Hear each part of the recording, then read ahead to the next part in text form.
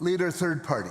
Thank you, Honourable Speaker. Honourable Speaker, every year in BC, 16,000 hectares of forest are sprayed with a herbicide known as glyphosate. It's sprayed over forests that have recently been logged and replanted to kill broadleaf plant species that might inhibit the growth of lodgepole pine seedlings. The result is reduced plant diversity, leading to monocrop forests that are vulnerable to more frequent and destructive wildfires and beetle infestations. The World Health Organization, Honourable Speaker, has warned that glyphosate is likely carcinogenic. It also has genotoxic, cytotoxic, and endocrine disrupting properties. For decades, researchers have been reporting reduced numbers of rodents, moose, insects, and birds in forests that have been sprayed. Through you, Honourable Speaker, to the Minister of Forest Lands and Natural Resource Operations, if our forests exist for their monetary value once felled, glyphosate is an efficient tool. If we consider the value of our wildlife ecosystems and human health, it is a veritable threat. What are the values that inform our ongoing use of glyphosate in BC forests? Minister of Forest, Lands, Natural Resource Operations and Rural Development. Well, thank you very much. Thank you, Honourable Speaker, and thank you very much from the Leader of the Third Party for the question on glyphosate. It's a topic that I've been following closely since 1990, and it's of great interest to people around BC. And glyphosate is a broadleaf herbicide. Many members in the House might recognize it as the active ingredient in Roundup. I want to say that our government is committed to protecting the important biodiversity of forests while ensuring a continued vibrant forestry sector. The herbicide glyphosate is approved by Health Canada for use in forest management and is used selectively to improve survival and growth of trees. In BC, any users must follow the Integrated Pest Management Act and take steps to minimize impacts on the environment, including fish-bearing streams, a very important consideration. BC's reforestation practices are continually updated based on new scientific research and information. And recently, the ministry started to allow increased levels of aspen and broadleaves in managed stands throughout BC, which will lead to a further decline in the use of herbicides.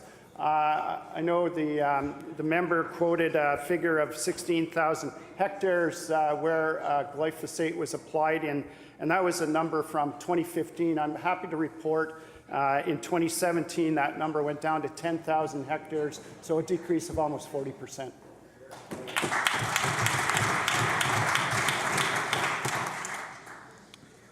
Leader, third party on a supplemental. Thank you, Honourable Speaker. Honourable Speaker, numerous jurisdictions have banned or restricted the use of glyphosate.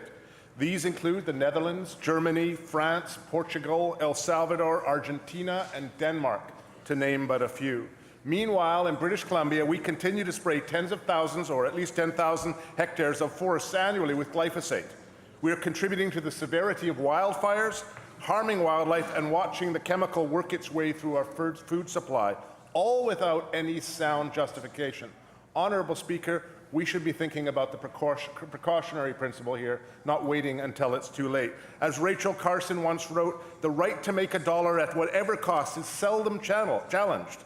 It is the public that is being asked to assume the risks. Through you, Honourable Speaker, to the Minister of Forest Lands and Natural Resource Operations and Northern Rural Development, we are risking a lot for questionable benefit.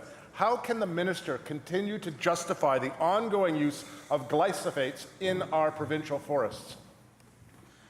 Minister of Forest, Lands, Natural Resource Operations and Rural Development. Thank you very much, Honourable Speaker. And I want to acknowledge that we're looking for ways to do better in the forest, especially around the application of herbicides. And so other forestry innovations, such as the use of superior orchard seed, improved nursery techniques, fast-growing seedlings, and well-timed planting is also reducing the amount of herbicide being required. We continue to investigate other silviculture strategies that take into account climate change and managing for resilient forest ecosystems. I'm very excited about the work of re-establishing forests after they've been disturbed by wildfires and recreating a forest mosaic so that deciduous as well as conifer stands are part of that mosaic, leading to more resilient forest ecotypes.